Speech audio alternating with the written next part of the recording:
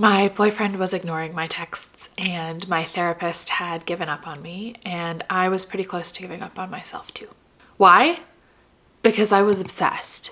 Not with a boy or with school the way a lot of my peers were, but with my own mental health. At age 19, I entered monotropic spiral, and I would not emerge from that spiral until I was 27 years old. It almost killed me many, many times over, and I didn't even know what it was until this year at age 29. I just thought I was slowly and painfully losing my mind. But now I know it was monotropic spiral. But like, what is that, and why does it happen, and how can we cope with it so that we don't get stuck there for 8 years?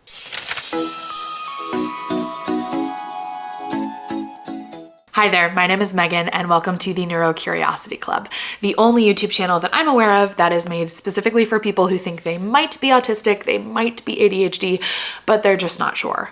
Let's get curious about our brains together. So this video is related to last week's video about monotropism. So if you haven't watched that video, which I will link up here somewhere, please go watch that first because it'll make this video make way more sense. So did you watch it? Great. Okay, just in case you didn't, let's do a very brief overview of monotropism. Monotropism basically says that attention is a finite resource and that polytropic thinkers tend to disperse that attention widely, meaning that they can't spend as much attention on each thing, but they can explore lots of stuff at the same time. Monotropic thinkers, on the other hand, tend to focus that attention on one particular thing and explore it very deeply. As you might be able to guess, monotropic thinking is incredibly common amongst autistic folks. Now we move on to monotropic spiral specifically. This is a term that was coined by Tanya Adkin, who, by the way, is speaking in my membership, the Neurodivergent Clubhouse. It is a pay what you can membership. Doors are usually closed, but I'm opening them right now so that you can all come see Tanya speak. Go check out the link in the description. Adkin describes monotropic spiral as associative thinking that starts connecting the topic of rumination to anything and everything, seemingly like an ever-increasing black hole. And an article by Stimpunks, which I will go ahead and link below, says that much like a star collapsing on itself, the resultant black hole sucks in everything in its vicinity and is all-consuming. Now, if this sounds a little bit like psychosis, you're not that far off. Adkin says that monotropic spiral is not in and of itself psychosis. However, it can be one of the vehicles that carries someone to psychosis. Because when you become this obsessed with something, when your perception of the world is so twisted around this one central idea, sometimes things twist so hard that they break and you do lose connection with the shared reality that most of us can agree on. So what does this have to do with the 8 years of my life where therapists routinely ditched me or yelled at me or ghosted me, where my boyfriend ignored my texts because he couldn't bear to have the exact same conversation over and over, and where I was definitely starting to lose the thread of reality a little bit, often wondering if I was possessed by a demon or if I was even real? My topic of rumination that my monotropic spiral had latched onto was my own mental health, which is a bit of a mindfuck if we're being honest. It's very meta. It's like, okay, all of this mind stuff is happening and I'm obsessing about the mind stuff. And it just, it led to so much pain for me. But it makes sense when you look at my history and everything. You know, I grew up with some chronic childhood invalidation, not because the environment I was in was bad. I had a very idyllic childhood in so many ways, but some of the people in my life weren't equipped to deal with a very, very sensitive, autistic, ADHD, and otherwise neurodivergent child. I also really needed to understand myself so that I could mask better and keep myself emotionally safe, which led to a lot of obsessing about my own behavior, my own thoughts, and my own mental health. Additionally, one of my special interests is, and kind of always has been, the concept of the self. I used to say one of my special interests was psychology, but it's not really that. It's more, I'm really fascinated with the stories we tell about who we are, and I always have been. So that includes psychology, but it also includes astrology and the Enneagram and a bunch of other really cool and interesting things. And finally, during this time of monotropic spiral, I was also really struggling with depression. And depression has a tendency to shrink our worlds to only pain and suffering. And the source of my pain and suffering was my brain, because everything else in my life was actually going pretty well. But my brain was really dead set on making everything miserable. So why age 19? Why did this monotropic spiral start then? For me, it was a combination of things. It was basically, so I moved out, I went to college, and this had two major effects. Number one is that I was no longer in that chronically invalidating environment, which gave my brain the space to breathe, the space to say, oh, we weren't getting what we needed there. And reason number two is that even though I wasn't always emotionally supported in that particular environment, I was supported in so many other ways. And that support disappeared when I moved out. Support like help with dinner, help with dishes, help with laundry, help with cleaning. I had so much help with that stuff. And when I moved out, I didn't anymore. This led to some really bad mental health. My executive dysfunction was through the roof. My depression was really bad. And I basically had a breakdown Thanksgiving of 2013. We went to see Frozen the day it came out, the Wednesday before Thanksgiving. And I vividly remember watching that movie and seeing that scene at the beginning where Elsa and Anna's parents have died and Elsa's alone in her room and all of the snowflakes are around her and they're just hanging in the air perfectly still. And I just started sobbing in the movie theater because I had never in my life felt so seen. And that was the night that changed my life, because that was the night I talked to my boyfriend about how I'd been feeling. That was the night I reached out to my university's counseling center and started getting help. That was the night that saved my life, changed my life. I will forever be indebted to a Disney movie. What are you doing? Oh, me?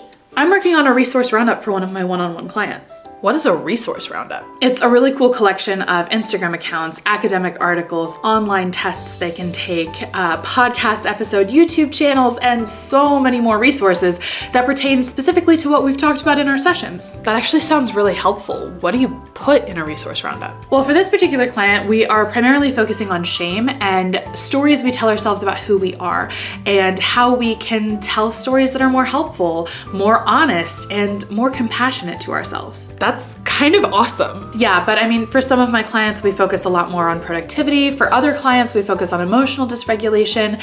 And for other clients, we focus on interpersonal relationships.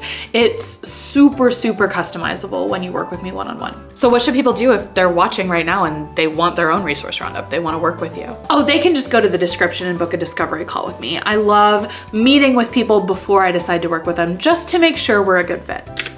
Oh yeah, get back to work and we'll get back to the video. Oh yeah, thanks, okay. From there, I got really obsessed. I got obsessed with the idea of depression, the idea of bipolar, the idea of OCD, borderline personality disorder, and so much more. And it didn't matter what anyone said to try to make me feel better, because my associative thinking was so powerful. My monotropic thinking was so strong. I was able to find any loophole to think around anyone. I could run logic circles around people until they were confused. I was so obsessed and so deep in this black hole, no one could reach me. And loved ones started to pull away. Not because they didn't love me anymore, but because they loved me so much and I was self-destructing, and I don't blame them for not wanting to be collateral damage in my own implosion. Even my therapists didn't get it. They didn't understand what was happening. Monotropism literally the term was coined in 2005. It's a very new theory, and no one realized I was autistic. So even if they knew about monotropism, they didn't think to go down that road.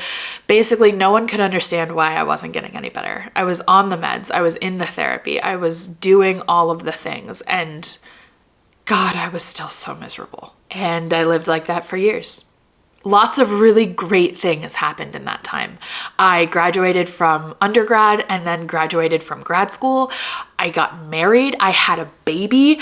So many beautiful and amazing things happened, and I did everything I could to appreciate them and to be present for them. And I don't want to give you the impression that my life just sucked or was like just on pause for 8 years, because that wasn't the case. I kept living my life. I kept doing the things I wanted to do.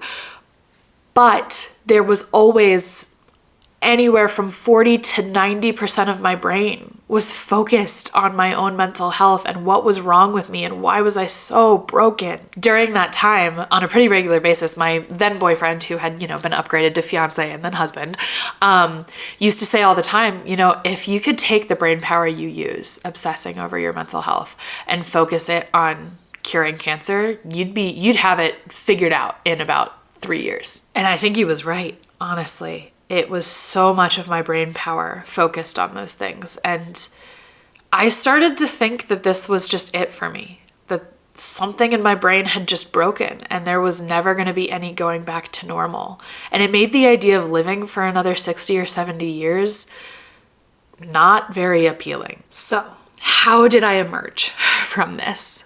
How did this finally end? I know it's going to sound ridiculous, but honestly, I found out about autism. And at first I was so hesitant because I had clung to so many different disorders, so many different conditions, so many different identities over the years and seen them as like the answer. And I was so sure that that diagnosis was going to save me. And so when I started to feel that way about autism, I doubted it. Big time. I was like, oh great, here comes another obsession that Megan's gonna think is gonna answer everything, but like in reality, it's just gonna lead me further down this spiral. But here's the thing.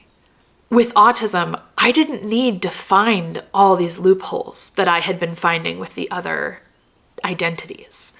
With autism, I didn't have to use my associative thinking to connect the dots. The dots were just connected. So I tried the whole self-diagnosis thing, which by the way is incredibly valid and totally okay, but for me, because I had been so obsessed for so long and because I had been wrong about so many other diagnoses, I really needed the help of a knowledgeable professional. So I found one who actually knew what they were talking about, got evaluated, and she said, yeah, you're definitely autistic. And oh, by the way, you're also ADHD. And I would be lying if I said in the 2 years since my diagnosis, I had never gotten like kind of hooked on a different diagnosis again. That has absolutely happened, but it has never been that kind of obsessive, all-consuming black hole monotropic spiral experience again. It's been 2 years without monotropic spiral, and I can't even tell you. I'm literally gonna cry because my whole life changed. I can live again. I can be a person again. I can use my brain the way I want to use my brain. And I can't tell you how grateful I am for that. Learning the term monotropic spiral changed my life. I thought for that whole time, those 8 years, that I was just failing, that I was just too weak to be honest and level-headed and practical, that maybe I just wanted to be broken for some reason. But now I know that my brain's natural tendencies combined with my trauma in order to create a black hole of attention, and that's what happened. And it had nothing to do with me being weak. And in fact, I've finally come to realize that surviving 8 years of monotropic spiral makes me strong as hell. And I hate admitting that. I hate calling myself strong because the narrative that I am a weak person is like predominant in my mind. But honestly, screw it. I am strong. I am strong. And you know what? So are you. Living through this kind of thing, it changes you. And my hope is that it has changed me to make me more capable of helping you. I am a life coach specifically for autistic, ADHD, auDHD, and questioning folks. And if you would be interested in working with me, you can go to the link in the description, book a Zoom call with me, and we can chat and figure out if I would be a good fit to help you. And I will see you next week when we talk about monotropism and how that affects folks who are both autistic and ADHD. See you next time.